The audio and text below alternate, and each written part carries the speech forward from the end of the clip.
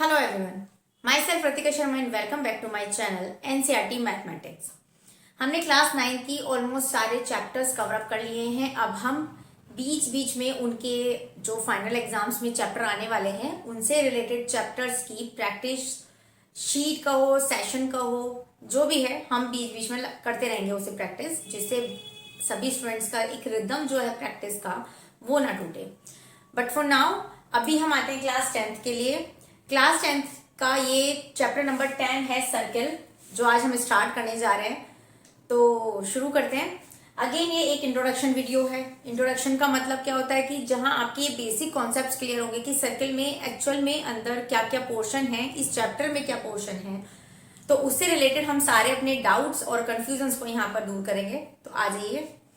सबसे पहले रेडियस क्या होती है। देखिए ये कोई सर्किल है आपका, ठीक है।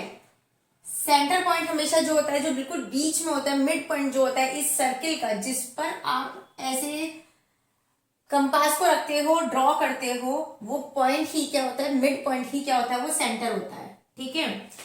सबसे पहले रेडियस पे आते हैं। रेडियस क्या होती है, अगर मैं इस बाउंड्री पर, इस बाउंड्री का नाम क्या है अभी हम आगे बताएंगे, बट अगेन जो ये बाउंड्री है इस पे कोई भी एक पॉइंट ले लो, एक पॉइंट, और अगर उस सेंटर से हम पॉइंट को ड्रॉ मिला देते हैं, ज्वाइन कर देते हैं, तो वो आपकी रेडियस बन जाती है। अब जरूरी नहीं है हम यही लेकर चले। सपोज अगर मैंने यहां पर ले लिया तो ये इस तरह की ये रेडियस हो गई, यहां ले लोगे तो ये रेडियस हो गई। तो यानी रेडियस कहीं भी हो सकती है और सारी रेडियस इक्वल होती हैं। बस होती क्या है, if we are just taking a point on circumference or boundary and just join with the center, it's called radius, ठीक है। रेडियस हो गई आपकी। उसके बाद क्या होता है आपका सर्कमफेरेंस। अभी जस्ट बताया मैंने कि बाउंड्री को ही क्या कहा जाता है, ये जो सर्कमफेरेंस है इसी बाउंड्री को कहा जाता है, ये सर्किल की, ठीक है। डायमीटर क्या होता है, अभी हमने कहा क्या कि अगर हम इस सर्कमफेरेंस पे या एक इस बाउंड्री पर अगर हम एक पॉइंट लेते हैं तो वो रेडियस होती है, और जब ज्वाइन करते हैं सेंटर से, ठीक है। अगर हम दो पॉइंट ले लें, एक पॉइंट ये ले लिया, एक पॉइंट ये ले लिया, अब इन दोनों पॉइंट को अगर हम सेंटर से पास आउट करा दें तो ये डायामीटर होता है। यानी कि डायामीटर मेनली क्या होता है, सेंटर से पास आउट होता है, प्लस कोई भी दो पॉइंट ले लो सर्कमफेरेंस पे, वो उसको ज्वाइन करा दो सेंटर से, तो वो जैसे अगर यहीं ले ले, ये दो पॉइंट है हमारे पास लेकिन सेंटर से होके जाना चाहिए, तो ये डायमीटर हुआ। कोड क्या होती है, कोड के लिए आप इतना ध्यान रखेंगे कि लॉन्गेस्ट डायामीटर को कोड कहते हैं, जो कि डायामीटर जो होता है ये लॉन्गेस्ट डायामीटर है ना, सेंटर से होके जाएगा, तो कोड भी इसको ही कह देते हैं। लेकिन एक कंडीशन होती है कोड की कि दो पॉइंट तो ले लो, मिला दो, लेकिन सेंटर से पास आउट नहीं होना चाहिए। आर्क क्या होता है, अब आर्क को समझिए। आर्क क्या होता है, अगर मैंने सेंटर से रेडियस और रेडियस ड्रॉ की तो ये जो आर्क है ना, ये वाला पोर्शन हुआ, ये छोटा पोर्शन है ना, तो ये हुआ माइनर आर्क। यानी ये वाला पोर्शन हुआ माइनर आर्क, और क्योंकि ये इतना बड़ा पोर्शन लेफ्ट आउट हो गया तो इसको बोल देंगे हम major arc, okay. Come to the point, arc हो गया। सेगमेंट, सेगमेंट क्या होता है, ये हो गया, देखो आपका ये अंदर का पोर्शन जो है छोटा है तो माइनर सेगमेंट, और ये बड़ा वाला पोर्शन को कह देते हैं major segment, okay. Sector, sector क्या होता है इधर समझ लीजिए। सेक्टर क्या होता है, ये हमारा सर्किल है, अगर जैसे मान लो ये सेंटर है, ठीक है, और मैंने यहां से कोई कोड ड्रॉ कर दी, तो इसी को ही हम एक तरीके से सेक्टर बोल देते हैं। तो ये जो ये नीचे का पोर्शन है माइनर क्योंकि छोटा है, और ऊपर का ये इतना बड़ा वाला पोर्शन जो है ये सब ये मेजर सेक्टर हो गया।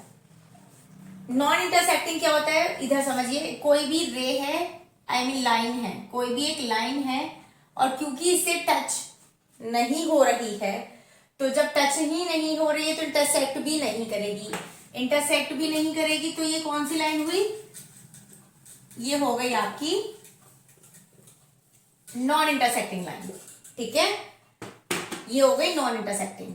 ठीक है। अब यहाँ पे सेकेंड आता है। सेकेंड क्या होता है भाई, अगर कोई भी लाइन 2 पॉइंट पर काटती है, सर्किल को इस पॉइंट और इस पॉइंट पे काटा, इसे पी क्यू ए बी कुछ भी रख लो, पर इस लाइन ने क्योंकि इस सर्किल को यहां पर काटा है और यहां पर काटा है, तो ये 2 पॉइंट्स पर जब एक लाइन सर्किल को इंटरसेक्ट करती है वो कहते हैं सेकेंड।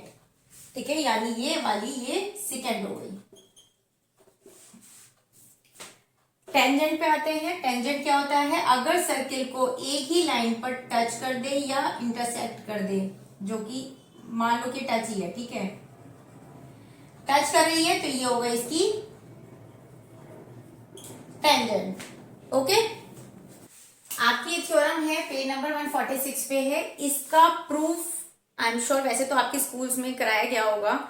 अगर इनका प्रूफ भी आपको थ्योरम्स का चाहिए तो आप कमेंट बॉक्स में कमेंट करना, मैं इनका प्रूफ पर भी एक वीडियो बना दूंगी। Okay, the tangent of any point. Again हमने अभी एक चीज पढ़ी है, इसको एक चीज समझो पहले, क्योंकि इसमें दो टर्म्स आ रही है। पॉइंट ऑफ कॉन्टैक्ट क्या होता है वो मैंने अभी बताया नहीं, तो आ जाओ उस पर एक बार। जैसे ये एक सर्किल है, सर्किल की टेंजेंट क्या होती है, जब उसे सर्किल को किसी एक पॉइंट पर टच करती है। ठीक है, ये हो गया आपका टेंजेंट।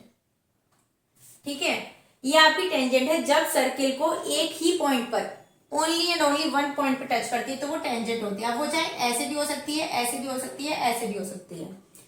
तो ये जो पॉइंट है जिस पर इसने इसे टच किया, सर्किल ने इस लाइन को टच किया, लाइन को क्या बोलेंगे, टेंजेंट बोलते हैं। पॉइंट एक ही होगा, एक पॉइंट से एक ही टेंजेंट ड्रॉ हो सकती है। दूसरी चीज, इस पॉइंट को क्या बोलेंगे, पॉइंट ऑफ कॉन्टैक्ट।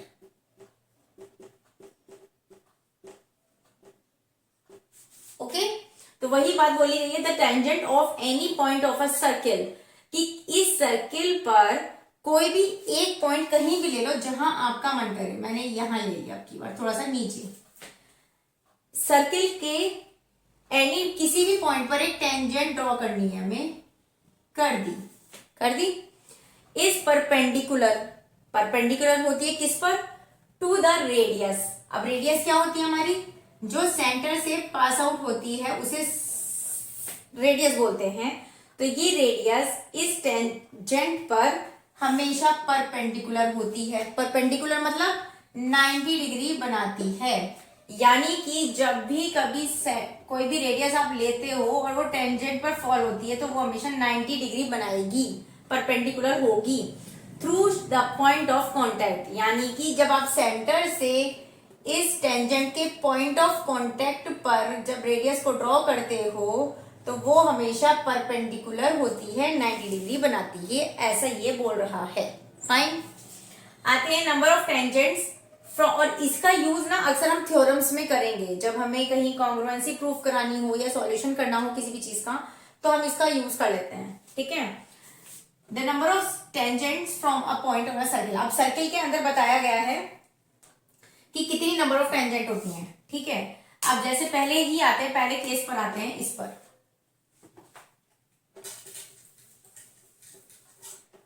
आइए। देयर इज नो टेंजेंट, कोई टेंजेंट नहीं है टू अ सर्किल, सर्किल में passing through a point line inside the circle. ये इनसाइड वाला पॉइंट इंपॉर्टेंट है। सर्किल है, कोई इसके अंदर एक पॉइंट ले दिया कहीं भी, क्या आप मुझे बता पाओगे कि इससे कोई टेंजेंट ड्रॉ हो सकती है? नहीं। बट टेंजेंट क्या होती है, टेंजेंट वो होती है जो सर्किल के एक पॉइंट पर टच करनी चाहिए, उसे इंटरसेक्ट करनी चाहिए। तो ये टच करेगी तो यहाँ तो ये होगी, ये होगी, ये होगी, ये होगी, ये होगी, ये होगी, ऐसे हो सकती है टच। लेकिन ये तो अंदर है पॉइंट, तो यहां से अगर मैं ड्रॉ करती हूँ तो इंटरसेक्ट हो गई 2 पॉइंट्स पर। तो 2 पॉइंट्स पर इंटरसेक्ट अगर कोई लाइन करती है तो उसे तो सेकेंड बोलते हैं हम। तो टेंजेंट तो बिल्कुल भी नहीं है, तो इसलिए लिखा गया है there is no tangent to a circle passing through the point line inside the circle. अगर आप इस लाइन से कोई भी लाइन, अगर ये इनसाइड है सर्किल के कोई पॉइंट, उससे कोई लाइन ड्रॉ करते हो तो उससे नो टेंजेंट, यानी कि कोई भी टेंजेंट ड्रॉ नहीं होगी।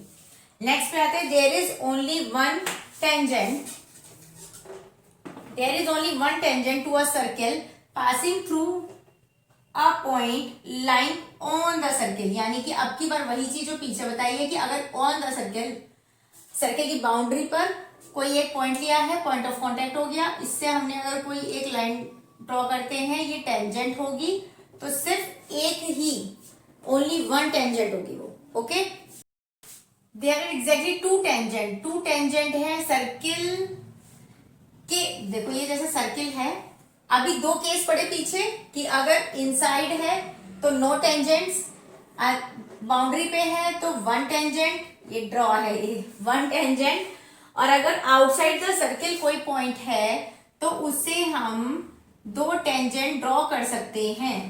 ठीक है, ये रहा।